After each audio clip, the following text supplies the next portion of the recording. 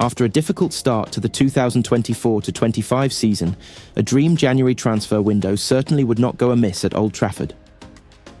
Ruben Amorim arrived in the cut and thrust of the season with the fixtures list, ensuring limited time on the training pitch to implement his methods. What might have become clear is that his squad is not good enough. Since sacking Erik ten Hag, United have been unable to improve their fortunes.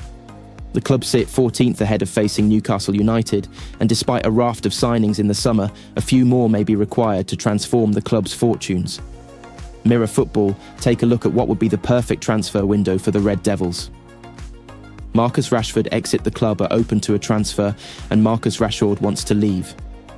An exit for the academy star may be a moment of sadness, but is a sale that needs to happen. If United can find a suitor willing to pay a fee and the 27-year-old's salary, it will prove a game-changing result for the club whose transfer coffers would be boosted. If nothing else, Amorim will be saved from answering questions after leaving his charge out of a matchday squad. A new forward arrives. Goal scoring has not come easy for United in recent times. The club currently have a negative goal difference in the Premier League and have managed just 21 goals in 18 games. A third of those goals came in just 2 matches too. Rashford's exit would ensure Amorim is even more short of forwards, and while full of potential, Rasmus Højlund has been unable to entirely shoulder the burden of finding the net just yet. Goals win games, and a new striker may be required to fix that. There are reports of a gentleman's agreement in place preventing Amorim raiding Sporting for players next month, but Viktor Gyökeres is the standout candidate. The Swede won't come cheap, but is already familiar with Amorim's approach, and United have been served by a mega signing in January before with Bruno Fernandes.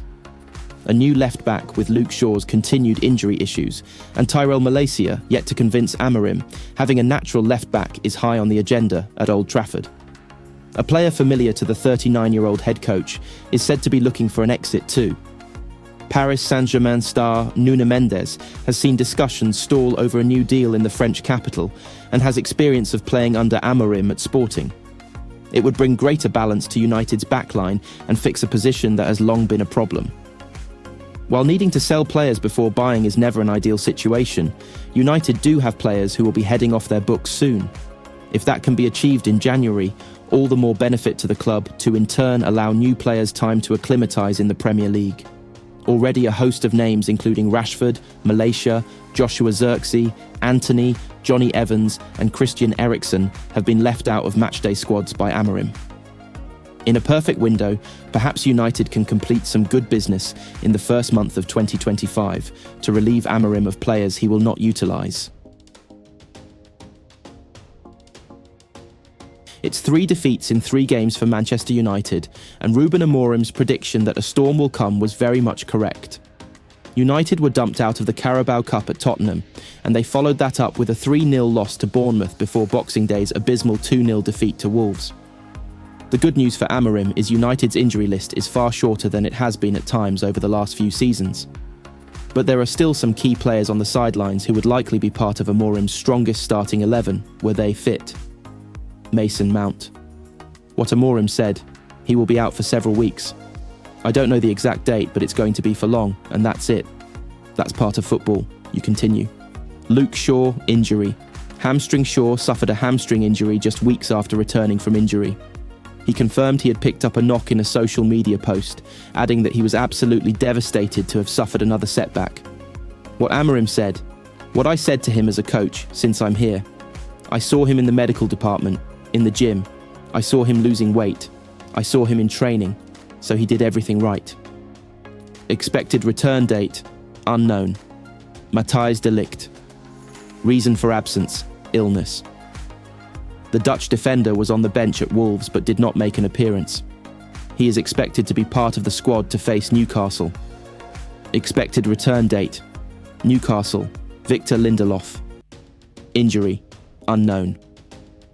After making a rare start against Tottenham, Lindelof picked up an injury and was replaced in the first half of United's Carabao Cup defeat. What Amorim has said, I think he has something we have to assess to say specifically what he has, but it's tough to lose a player. Expected return date, unknown. Barcelona are understood to be confident they will now be able to register Dani Olmo for the remainder of this season after agreeing an £83 million deal just before the deadline. The La Liga club have been working non-stop after an appeal earlier this week to stop Spain's football authority blocking Olmo's registration was rejected. La Liga have insisted that Barca must find extra income if they are to allow the midfielder to be registered for the remainder of the campaign. In the summer, Barcelona were handed a temporary registration for the remainder of 2024 after they managed to readjust wages to comply with their commitments to financial fair play, FFP. However, La Liga have so far been backed by the courts who believe the Spanish club have not brought in enough revenue to justify Olmo being registered for the remainder of the season. Barcelona argued that refusing Olmo a registration infringed on the player's workers' rights, but that was rejected by the Catalonian court. If they had not found an extra income stream before January, Olmo would be allowed to leave the club on a free transfer next week. This led to speculation that United could snap him up, especially when his agent admitted to visiting Manchester on Boxing Day. However, The Guardian reports that an £83 million deal to sell VIP boxes at the newly revamped Camp Nou has been agreed with Middle Eastern investors, and the first payment will arrive before the deadline.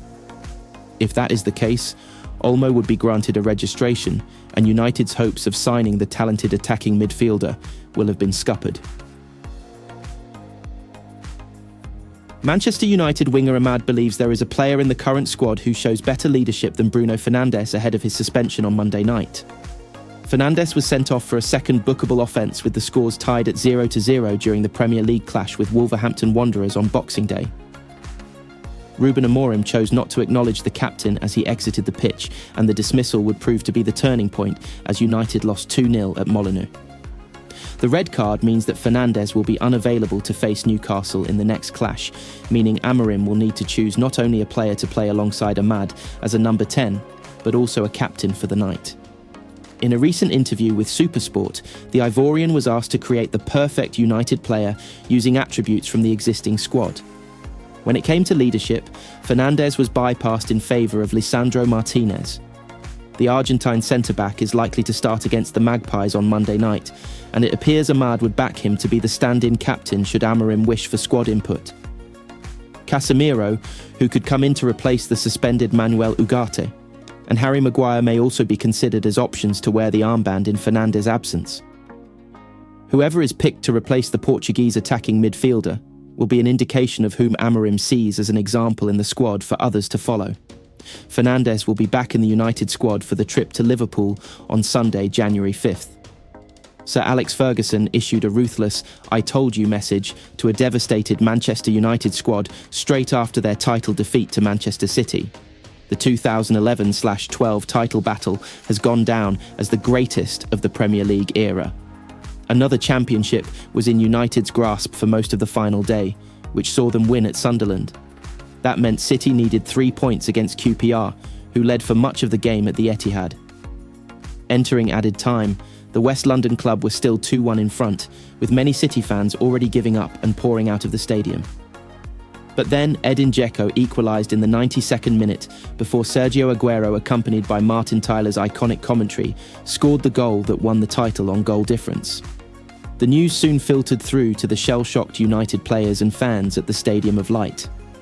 Despite losing the title in such gut-wrenching fashion, Ferguson didn't mince his words in the dressing room, lamenting the team's failure to rack up more convincing victories, and therefore boost their goal difference. Former United player Tom Cleverley, now Watford's head coach, will never forget what United's legendary boss told the players. He told United's official website, "The manager said to us all, 'I told you.' That's why I wanted you to be more ruthless and really kill teams, because you can lose leagues on goal difference." That's how much of a winner he was, how ruthless he wanted us to be. If we'd done that, scored more goals, really killed teams, we'd have won the league in 11-12. Cleverly admitted he still hadn't watched that epic finale back. He said, "I wasn't in the squad at Sunderland that day, but I was on my way down from the director's box at the Stadium of Light, and as soon as Dzeko scored City's equaliser, I knew. I could see it unfolding and that it was meant to be theirs. It was a terrible, terrible day in my career. I still can't listen to Martin Tyler's commentary when the clip comes on Sky Sports. You know the one. United bounced back in style by romping to the title in 2012/13, Sir Alex's final season before retirement. It was United's last league title, and the next one appears further away than ever, with Ruben Amorim now tasked with the previously unthinkable prospect of staving off a relegation battle. Ferguson's retirement was followed by an era of domination, with City winning the league 7 times between 2014 and 2024, 6 under Pep Guardiola. However, that domination has ground to a juddering halt this season, with City in disarray in both the Premier League and Champions League. Manchester United are monitoring young Belgian goalkeeper Senne Lammens after seeing both of their senior shot-stoppers make high-profile errors in recent weeks. United's season continues to go through a turbulent spell under new boss Ruben Amorim, and while the entire team have been guilty of under-par performances, goalkeepers Andrea Onana and Altay Bayındır have both made mistakes.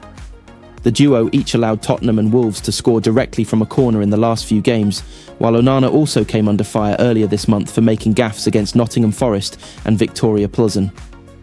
Now United are hoping to remedy the situation by adding more competition in between the sticks, according to the Telegraph, with a move for highly rated Lammens. The Royal Antwerp star has already caught attention from Bundesliga clubs such as Borussia Dortmund, the report claims, and United have sent scouts to watch the 22-year-old to ensure they get ahead of the curb.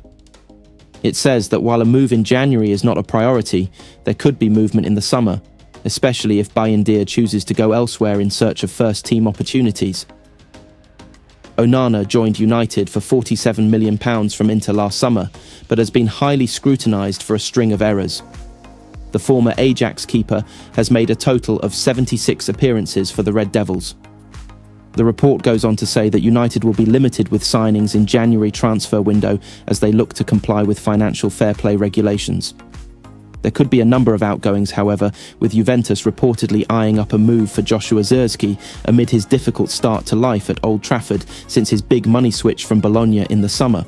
Another United player who is being strongly linked with an exit is Marcus Rashford, who gave a bombshell interview revealing he wants to leave the club following a difficult season, and has been left out of the last 4 matchday squads. However, despite interest from Juventus in Zirkzee, it's also reported that they are not interested in pursuing a move for Rashford, who could be forced to play outside of Europe amid rumours he is being chased by Saudi clubs.